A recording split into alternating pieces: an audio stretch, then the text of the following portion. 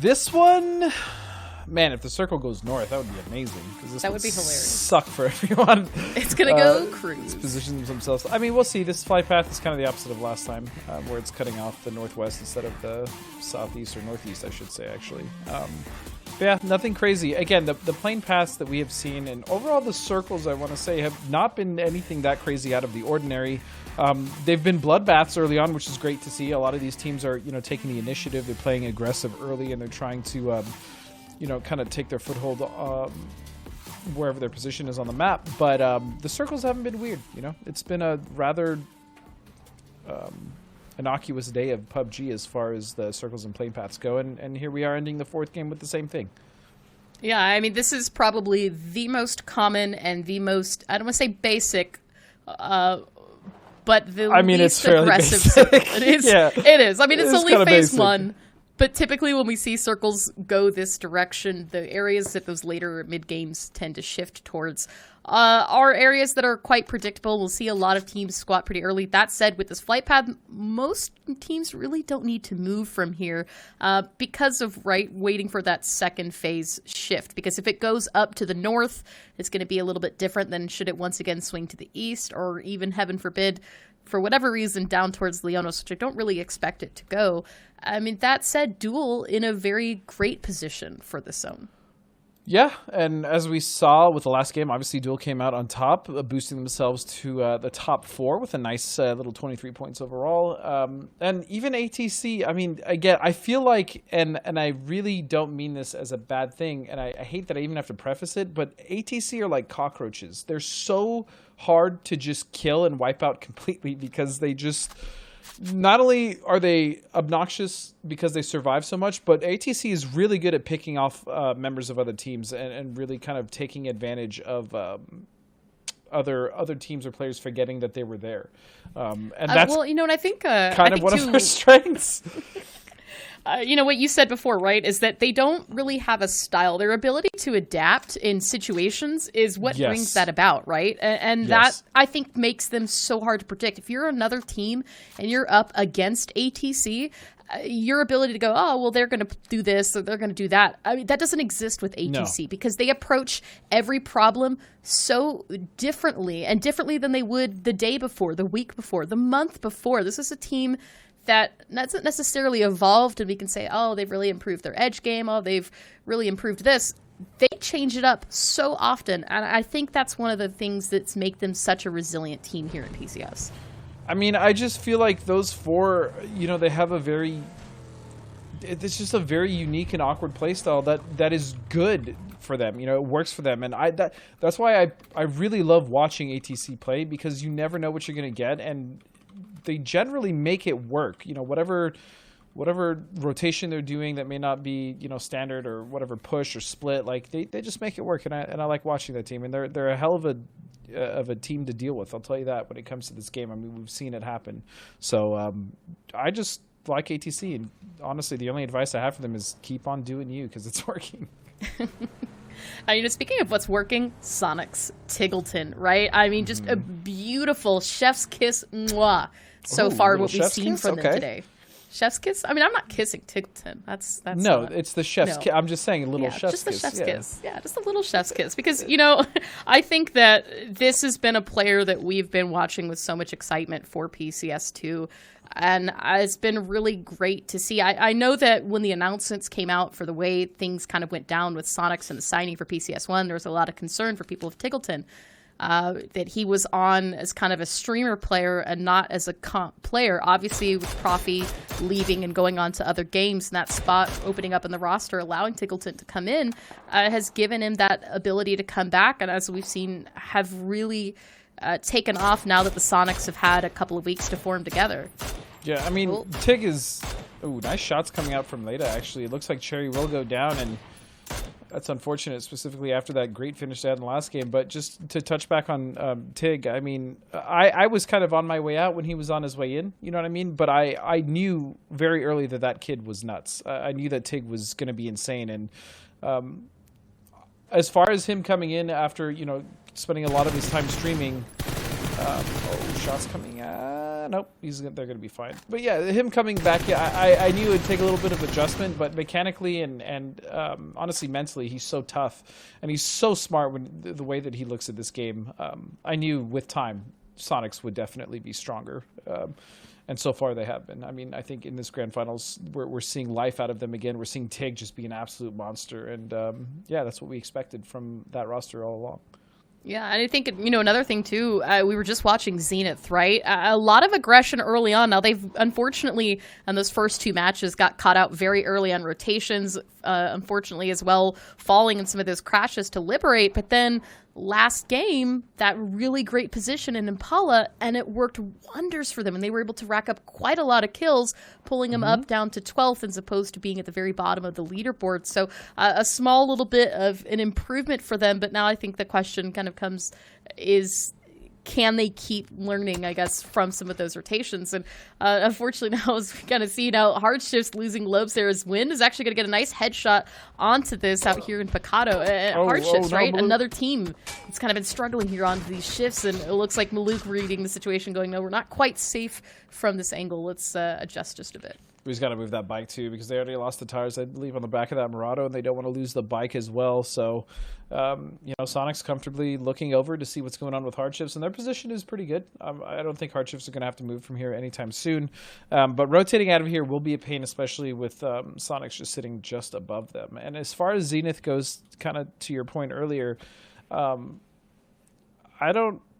team started off so hot, and we've seen them win game after game, multiple in a row, and now we've kind of seen them on a downswing, and I don't know if it's just kind of the style that Roth has going on over there as far as letting them make their own decisions, or maybe he's trying to rein them in. I'm not sure, but Zenith is they're slowly kind of grinding the gears as opposed to coming out of the gates hot.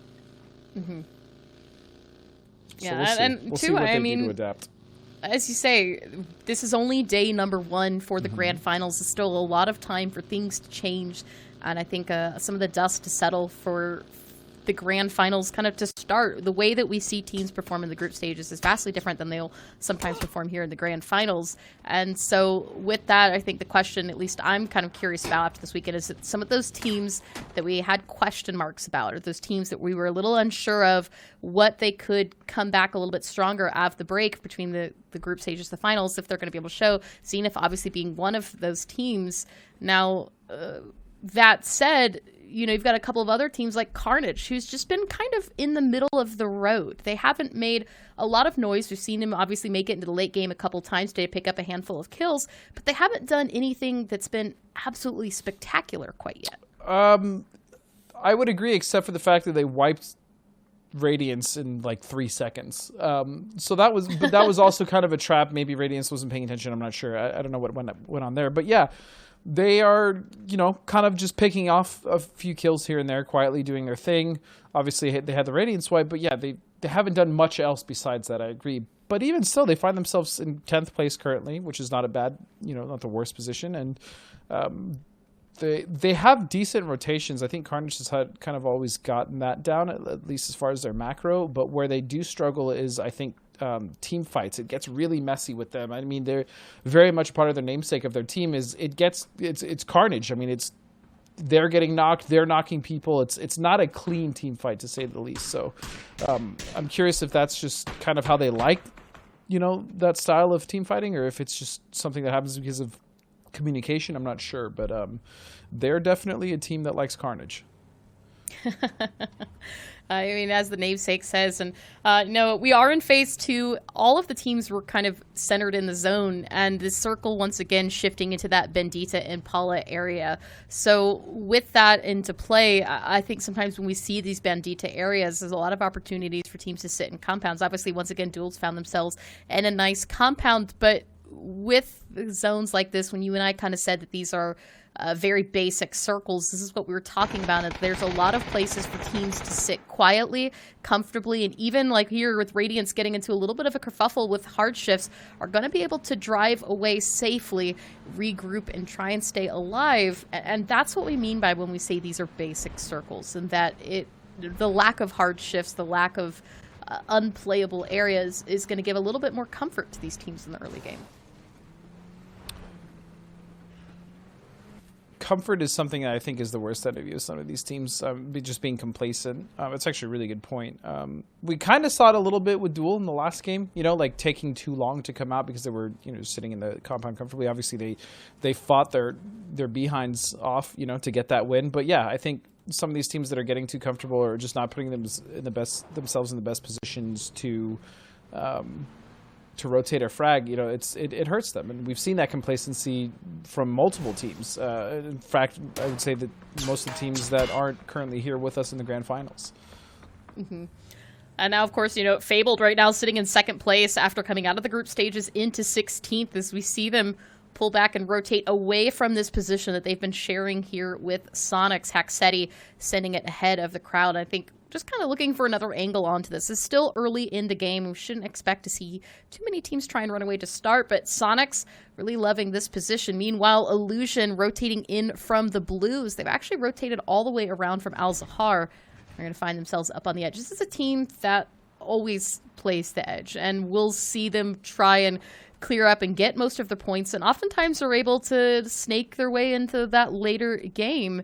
And so far, it's worked well for them a couple of times today, getting them up to 5th place. I mean, this is a team that I talked about at the very beginning of the day, saying they're good on Miramar, and they're great on placement on Miramar as well. I mean, this is a map that they're very, very familiar with. But I think for me, the big thing that I want to see out of Illusion is to start upping the kills a little bit. They've got 10 so far, which is not bad by any means after one day. But I think the potential to do quite a bit more, especially with Adam and Free Me Please on this team, there's still room to grow.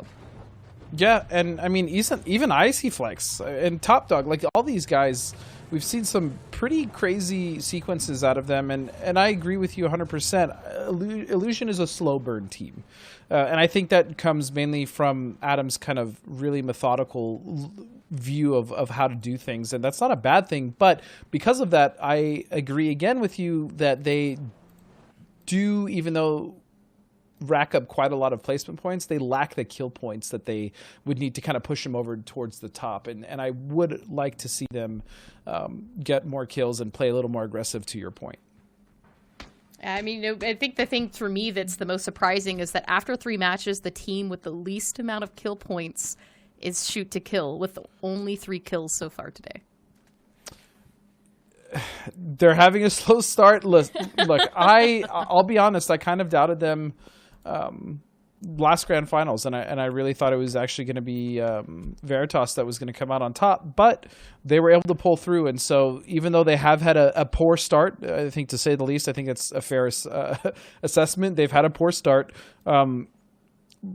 As I said earlier in one of the, I think it was the second game you asked me, I'm not really worried about them. I'm not really worried about anyone just yet, especially not SDK or even Radiance sitting in 16th place right now. So it's been a slow day. It's been a bad day, but they still have this game. It's not over yet. This is the last game of the day. They could still very much pull out a win here and get a lot of kills, and then move into tomorrow on Erangel with a lot more momentum. And that's what I'm hoping at least them and Radiance do. We'll see. Yeah, and I think, as well, before this match, after the end of match 3, Purdy Curdy tweeted out, "No promises, but we might actually play game number 4. So interested to see if Shoot to Kill steps it up just a little bit. But I mean, speaking of stepping it up, Houston Tarshus and Radiance, nice both 2 teams that really need the points. Chubba getting the knock and flush here onto Waldo. Chubba! Nades out towards McCoy. Oh. These plays are just... Oh, the molly that might knock him. Molotov landed good. Chubba's going to fall here as we see McCoy will knock out 1 onto this. Meanwhile, Los HD goes down as well. And so while Hearts do still have 3 up, J-Sank needing to take a quick breather to heal, might be able to take control if they could just spot out McCoy there in the window. But McCoy doing quite a bit of damage onto Lobes, getting him down to 41 HP, finds the knock as well. And that's 2 players down for the Hardships. Radiance doing their best to hold on to this, but a nade from J-Sank is going to leave McCoy with nowhere else to go but run right into the grips of Hardships here, is once again still working on the reses. Oh, it looks like he was spotted out. McCoy, from Wooly. Duel actually got this. And I have to say, that initial play from Chubba was actually nuts. His awareness and his wherewithal to immediately turn around, know that he was low on ammo, and to throw that nade to buy himself some time, like that would... Chubb has always been very mechanically skilled, and it's just great to see that showcase there. I also have to give it up to McCoy trying his best, getting a couple knocks and really kind of trying to hold the zone. He was pretty much the last member there of Radiance as Los was knocked. So another rough game from Radiance and a great play coming out of Chuba to save hardships there. I mean, I couldn't agree more with that. And, you know, with that as well in mind, the circle has shifted. Bandita partially end, and there's a lot of open terrain here. So teams like ATC trying to find a safe spot to transition to is, Carnage struggling just a bit. There goes some bumper cars there as they're taking on fire from both Dodge and Zenith. We can see there's very few places left to go, and Carnage is just going to full send it into ATC's mound as Melon's going to beat him to the punch, but Norcus already here and waiting with the Gila. Shots are out right now. And it's going to be Maji and Ripper, both that get the knock on 2 members of ATC, 2 down to Carnage as well. Crawfish down to 8 HP. Maji's knocked. And unfortunately, Crawfish falls here as ATC cleans up, but Comet's actually stole quite a bit of this. Zenith, though. Look at Zenith now raining hell onto ATC. Oh, this was not a safe spot for all of the teams that opted to go here. ATC down to just Norcus. Meanwhile, as well, it looks like we've got more action coming in as teams, looks like SDK and Sonics have actually pushed into one another. And SDK is going to clear out Sonics. You see they're on the kill feed inside La Bandita. This is the fight we've been waiting for. Yeah, and that's 2 members down, I believe, for Sonics. They are going to have 2 still up. But, you know, that's definitely not a bad way to start the game. Get a couple of knocks onto the first, the lobby leader, so to speak. But this is kind of a rough position even still for SDK because they're going to have to come out of this bull eventually. And there's, as you can see, quite a few teams around the rim. You have Veritas as well as Sonics, the team they just knocked a few members for. You also still have Dodge on the south side and, on the north side, as well as Oath. So this is quite contested territory here. Yeah, I mean, you've got 5 teams wrapping into this area, as well as Illusion we can see there on the minimap starting to pull in, and Bandita offering quite a bit of cover versus the big open fields that we see just to the bottom part of the screen here. And Oath sending it up, looking for some high ground. Snakers with the Murado we can see. Meanwhile, Rello and the rest of Oath trying to hold this out. Take this position from Dodge as they continue to damage utility into the smokes that Dodge is using for cover and defense. Meanwhile, now they've allowed Illusion to put down here, and so this is going to be a bit of a tricky situation. Dodge completely pinched, and we can see Veritas sticking their ugly heads out, but Relo says no. Oh, Jazza. Getting knocked. Ugly heads. Jazza's beautiful. That's toxic. That is. Wow, I think I've been casting with Poro for too long. I think you had such a mean streak. Nice shot coming out. Snaker's going to get knocked, and Oath very much so dealing with the problem of Veritas on that hill to the point where they're backing off. And now Pat even going for shots behind him on a separate team. Oath is just shooting at everything that moves. I mean, this is a great aggression that we've really seen from them and really catering to the style of play from the entire day here as Snakers unfortunately still continue to bleed out. We see Belfrost rotating, looking for an angle here onto Corsac. If they can take out what's left of Dodge's position, will be good for them to hold on just a little bit longer. They still need to worry about Illusion here at this angle. I like Illusion. We see Rello's got the car out, is just going to full send it, getting a little bit trapped on the motorcycle, unfortunately. And once again, the circle shifts, holding on to this Bandita area. So we will lose most of that open ground out to the southeast. Unfortunately, though, we've already lost a couple teams into this, and that means that Duel as well, who's out the south, is going to have to move. Yeah, and I gotta say, ATC, Norcus, still alive. I mean, for sure, I thought he was going to die with that barrage of grenades, as well as, you know, Zenith potentially pushing over, but he survives, man, somehow. That team, someone always makes it out in the worst situation. They are hard to kill, man. And I'm loving this, right? Really... really great angles from them, but they do need to pick this up quickly. Victor, unfortunately, stuck in this compound, but you see Fabled still taking shots from this as well. Oh, 303, unfortunately, is going to lose one. And Victor is found and eliminated. Yeah, Excuse me, there you go. Voxic flushed out as well, as looks like Haxetti had the angle here. And now Fabled coming in aggressively to try to clear out what's left of 303, as Greg Shot's already full sent it inside the zone. Try and stay alive. Meanwhile, Pat. Oath caught on their rotation. No. Illusion. Oh, and the cover's gone. That was Freelo's cover besides the smoke. So the Michael Bay explosion will actually toss it out of LOS of him. And now, Relo, does he go for the bike? Does he try to go for the flush on the last player, Corsac? Excuse me, not the flush, but the kill. And Yeah, that was a rough position Oath was playing for initially, and now here comes Illusion, and this is what they're excellent at. It's recognizing what teams are weak and when to pounce and how to clean up and take over the position, and that's exactly what they're doing here against Dodge and Oath. I mean, this is really what we talked about wanting to see coming out of Illusion at the start of this game, and already 4 kills up.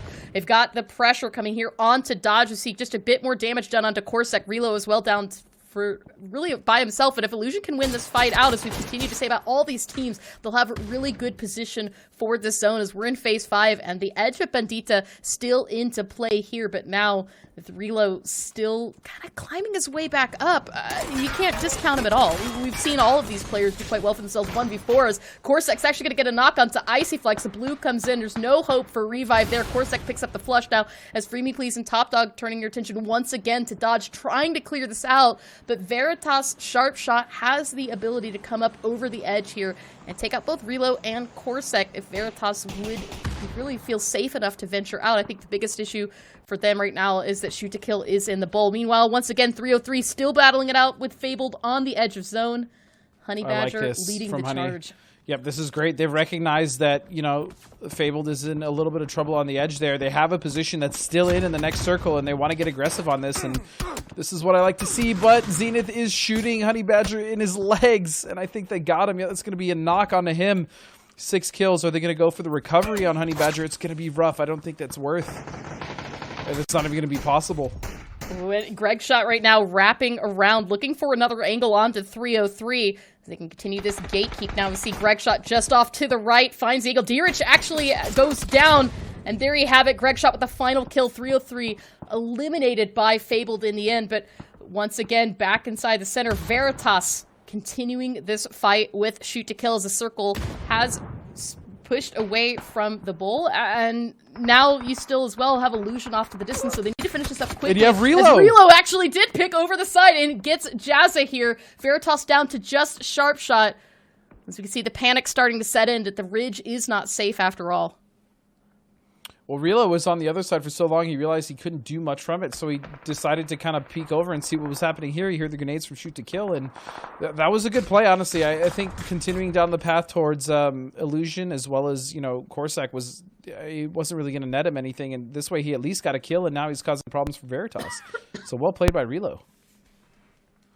Meanwhile, as well, Zenith has had the opportunity to start to push up to the edge of the ridgeline here. Does have the zone and the opportunity as well to stop more players from rotating their way in. I think the biggest issue is Corsac, who's been kind of stuck on the edge through all the sandwiches, though. Roth has spotted him out, but it's going to be Leda that gets the headshot. Corsac goes down. Dodge eliminated into 9th, but now you've still got 2 solos inside the bowl. Relo and Sharp Shot. Sharp Shot down to 9 HP. Yeah. Relo actually is going to get the knock here. Heads for the zone. A Shoot to Kill might have the angle onto this. Corsac was a massive thorn in multiple team sides. So the fact that he finally died, I mean, he was doing a lot of work for Dodge while he was still alive. That's going to be Roth finding Relo, so that's going to be Oath going out in 6th. As SDK is looking better than they have so far all day in this game. You know, I mean, Purdy stuck to his word. They were finally going to show up and play in match number 4 and show up they have indeed, but so has Zenith right now. Yeah. Sitting on 5 kills, still 4 left up alive, and this time they're not sitting and squatting in buildings. They're not kind of playing it passively. They're really doing a good job at aggressively taking control along the edge lines. That said, the circle's going to shift one more time here in about 15 seconds, and with all the teams on the edge and what's in the center of the zone being quite open, I think it's really going to be RNG of where the circle shift goes, of who's going to be in favor. Yeah, to be honest, this one could go either way because everyone's on the edge. So if this centers up, that's actually bad for everyone, to be completely honest. And it kind of goes for a shift towards, looks like Liberate, actually, on their compound. Yeah, so this Liberate's compound is going to be in the zone. A little bit of where Fabled's positioned is as well. And so Shoot to Kill having to come off their high ground, as well as Zenith, is going to put them in a bit of a tricky situation. I think Zenith's big issue is going to have to deal with Maluk, who's still outside of zone and needs to work his way in as well. If SDK can actually get, and where Purdy's standing right now, this gigantic ridge, if they can get down into the bowl in front of them underneath the compound of Liberate, I think they're going to be just fine. The issue is that if they don't make it, they then have to potentially contest with Zenith shooting from across. So it's a rough position, but they can definitely manage something as long as they can get into this bowl. Looks like Purdy's actually going to go for the run now, and that's exactly what they're going to do.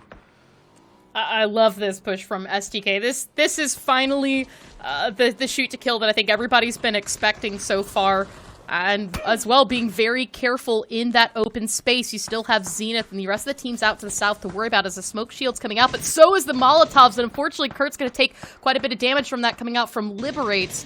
It will be able to pop off those heals and stay up. So the question I think comes out to, and it's been something that you and I have talked about, I think every late game so far today, is that the team that has that last compound, are they going to leave in time and not get trapped in there and become complacent? Right now, Liberate, though, I think in a very healthy position as well. It looks like Zenith has finally spotted out Maluk. Yeah, they found Maluk. The problem for Liberate is they can't really go anywhere. Even had they left earlier, they had shoot to kill on the other side of that ridge, and so this is, I think, kind of one of those rare occasions where they kind of should just stay in the compound. You know, they have Fabled behind them to the south. They have STK in front. They didn't really have anywhere to go. I don't think pushing out would have actually helped them at all. So, you know, Liberate's pretty much doing what they can here. Yeah, and doing what they can. Guabi actually gets a nice angle, gets the knock onto Purdy. Curdy picks up the flush before anybody else can steal that away, and shoot to kill now down to just 3 players. As we see utility coming out from Alo, looking for a knock, but unfortunately that nade's going to blow short. Meanwhile, 5 seconds until that circle closes, and we'll know exactly how well that compound is going to aid out Liberate. Meanwhile, we can see, look at that great position from Guabi, sends him almost to the center of the zone. But he's now got to be careful for Fable's Fabled. going to start coming in. Yeah. Yep, Fable's the big one. And like I said, they didn't really have much to go. And even still, Guabi pushed out to get that initial knock there onto Purdy. So I just love the way Liberate has been playing PUBG for the last couple weeks, man. I mean, in the group stages, they've really stepped it up and shown that they belong here. Not only do they belong here, but they're a contender. I mean, it's great to see. Fabled right now sitting in very first place with 41 points to their name and 3 players alive. Like 8 kills so far this game. Haxetti, 6 of those. He's been such an amazing addition to this roster. Once again, we're seeing how well that's benefiting them. That said, with a circle like this, I think the biggest issue for Fabled is Zenith. If they overextend just too far, Kickstart and the rest of the team's going to have an opportunity. And Leda and Mystery are already moving up. I love this wrap coming from Zenith. This is a great player if they can get that surprise knock from Gregshot. But it looks like Utility's already out. Gregshot actually spotted as well from Liberate as you see the damage coming out. So no team right now is safe. Except for Zenith, to be fair, because they have such a wide berth of area to play all this terrain. It is slowly running out, though, but the bowl that's in front of them is extremely good to play out of. It's really going to come down to them fighting, I think, Fabled, because Fabled is going to have to move, and where they decide, I think, is really going to dictate what happens the rest of this game, if they can cause an issue for another team or if they just kind of fizzle out. We'll see. I mean, this is the end of Phase 8, and as we know, Phase 9 is going to fall itself in the direct center of this circle, which isn't really leading itself to anybody else. But speaking of leading, Simply Matt's going to get a knock onto Uncivil, but Haxetti trades that out, knocking him out. So Fable trying to make what they can of this Guabi, jumping, looking for some more information on Shoot to Kill, wondering if now is the time to push. Nades are out, but nobody there to take that Molotov damage as Liberate trying their best to stay alive in this situation. We'll find a knock onto Alo as well. Adit picks that one up. This is just so rough for SDK. Ooh. To be honest, I think Zenith, if they play this correctly, they should be able to clean this circle up fairly well. But Fable is still very much a factor, and now it's just a 2-on-2 for SDK. Civ picks up Adit, and there you go. Because they have Guabi, Civ getting what's left of Liberate, saving STK. They might be able to get this res off on the Alo if they can work quickly. The blue zone's closing in. And it looks like Civ just about done with that res. Meanwhile, Zenith starting to push up from their compound. Roth rotating wide, looking for a bit of an angle onto this. Is Fabled inside their smokes. All it takes is one nade, and that is it for the team. But this late in the game, Zenith has started to use up all of the utility. We see Kickstart has absolutely nothing to his name. So much damage. Shots out into the smoke, some spray and pray, trying to make something of it. It looks like he's going to get a flush onto Gregshot, stealing the kill away from Luke 12. A Molotov is out here. And Kickstart wants the kills. There you go. Fabled eliminated. And not before... Oh, Hella actually getting that final push onto Haxetti, denying the point. So, Shoot to Kill, though, 2 still standing. Once again, Halo.